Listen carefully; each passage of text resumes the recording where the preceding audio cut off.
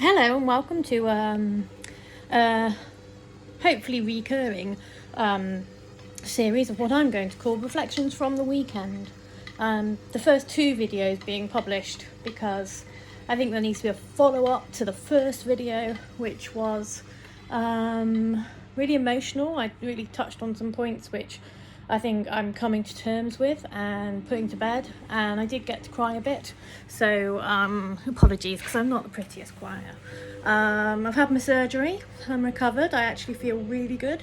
If anyone wants to see a picture of my gallbladder later, you're welcome to take it.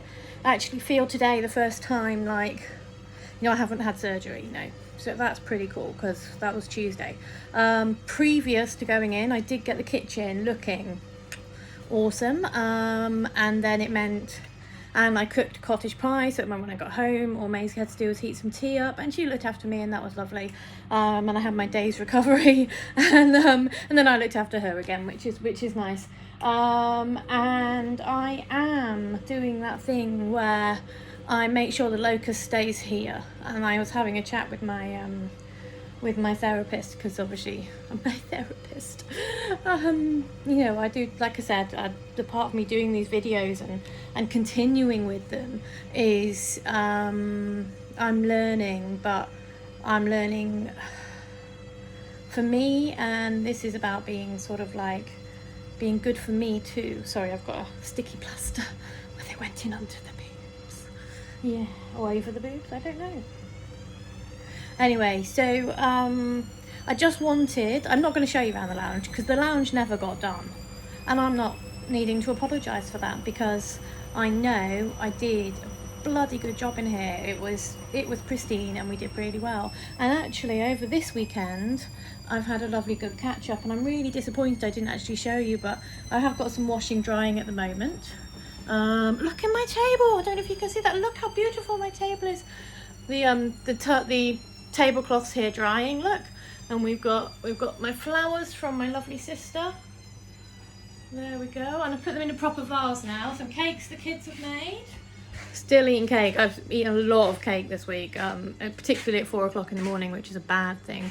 The side's been cleaned down, the oven top here, everything's been cleaned. It's all looking good.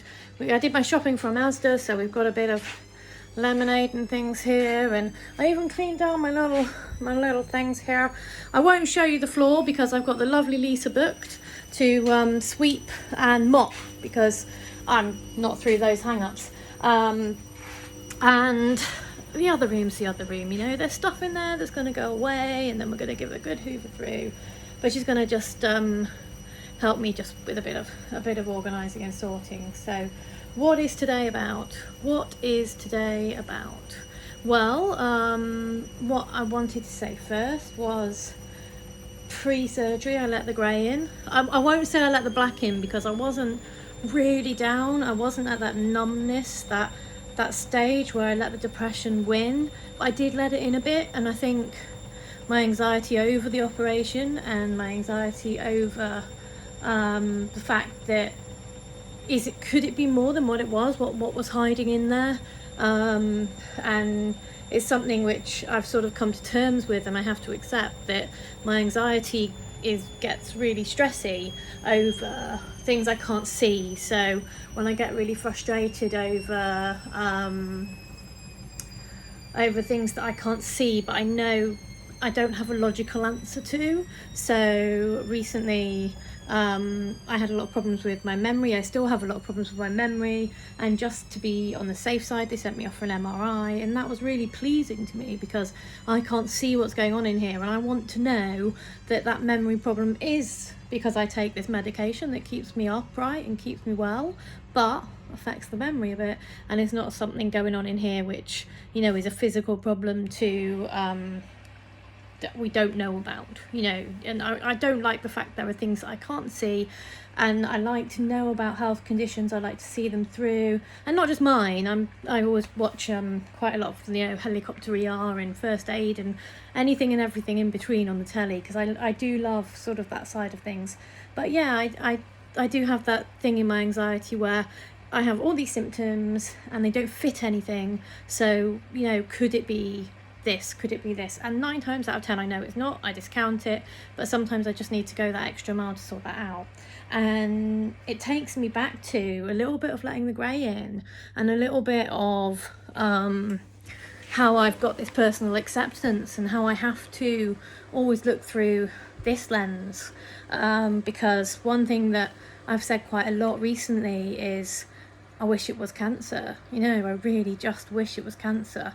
Now, I'm not taking away anything from anyone who has cancer, but I don't like fibromyalgia because I can't, I've got all these symptoms and there's no logic to it. It's not like I fell out of a tree, I broke my arm, that's got to get better. In depression, it's so complicated and so difficult. It's not just, I'm a bit sad today. It's, it's an imbalance of chemicals. It's a hormone thing. It can be triggered by stress. It can be triggered by the weather. It can be triggered by so many things. And it's just not A to B. It's not simple, and it's not logical, and it's not cancer. And every now and again, I just say, I just wish it was cancer.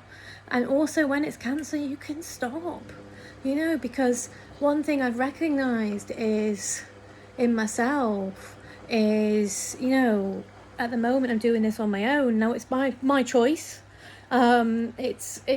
There's a lot of things that have happened in the past that I'm not gonna rake up. I've come to terms with those. I've made my peace with those, and I know that a lot of my decisions in my adult life started with behaviors and anxieties through my teens, through my 20s, and so, but it's like I wouldn't be who I am now, which is the best version of me I think I am, and the most version of me that I accept as who I am, that makes me feel like I can go out there and achieve, and I can win because I've got the manual and I know how to, curb off the depression, or how to let it in enough to satisfy myself to be able to stop it. And we'll probably talk about that another time.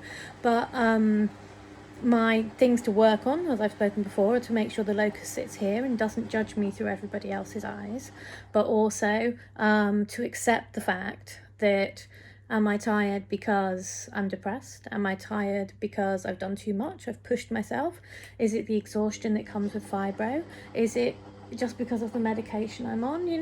I can logically work out as much as I can, but what I don't like is when it's not logical. And anxiety is weird. And it's the title of one of my books that I've been writing. Anxiety is weird. It's weird as... It's not being able to fill in, professional forms that will let you get help. It's not being able to... This counselling has been fucking amazing, but for ages I couldn't get onto it because I had to pick the phone up and refer myself. No way, Jose. And I'm still, on this sort of like intention train that when people say, why couldn't you do that? Or what was wrong? Why didn't that happen? That people should be able to just say, anxiety. I had anxiety. Not, I was really worried about this, or I was nervous about this, because people think it's just about being nervous. It's about having panic attacks, and it's so much bigger than that.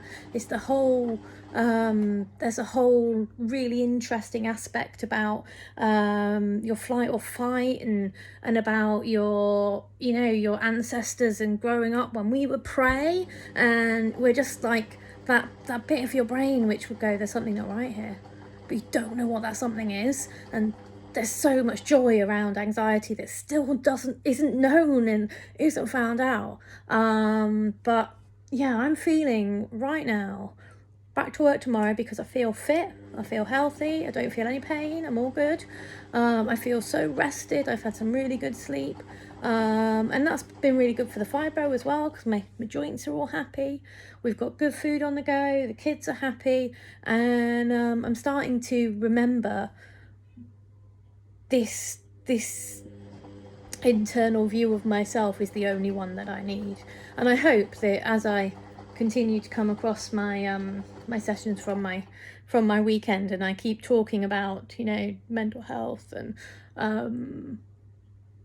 studies and and just how it affects my life and how it works, I hope that I hope that will sort of work through a few things together. Maybe. No. I've had a really good time this weekend. We've been really family oriented. It's just been home based. You know, Emily and Maisie have been on form. Cousins have been on form. My niece and nephew, you know, talked to them today, just in fun and in jest, and it's been really good. It's been really wholesome, and I've really enjoyed it. And you know, I've potted around, I've cleaned and tidied, and I feel mentally fit and well now to go into my week, and that's really awesome. So next week, maybe we'll tackle the lounge. I don't know, but you know, it's not gonna hurt. It's not gonna hurt if it's not completely tidy. Not gonna hurt. There was something I missed, and there was a point that I was coming to about doing everything. And there are times when, and it's a trigger for me, that I feel overburdened by the fact that, you know, it is just me. It is just me here. And I started saying about how, yes, that's my life choice and the history, and I got rather distracted. But the point that I think I'll end with, and that I wanted to make, was it is just me. I don't earn a fuck ton of money. I do at the moment claim benefits.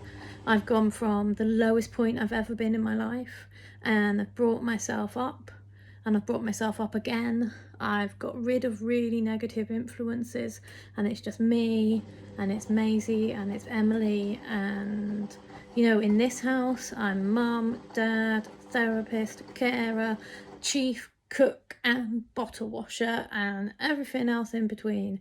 And I fight for those kids, and I fight for everything we have, and I work damn hard. You know, yes, it hurts my heart that, you know, this month we've had 2 takeaways because I was in hospital, and now we can't afford anything else for the month. Well, sorry, anything extra for the month. Everything, the bills are paid, you know, the bills are budgeted, we'll have food, that's included.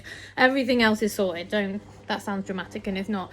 But no, yeah, of course I'd love to take the kids away. Of course I'd love to treat them to things, but, you know, they won't go, you know, they can cook and they can bake and they can see their friends. They won't go without. They just won't have lots. And that's not a bad thing either. So yeah, I think when I say I just wish it was cancer, I don't mean that. I don't wish that sort of terror and horror on me or my kids or my family.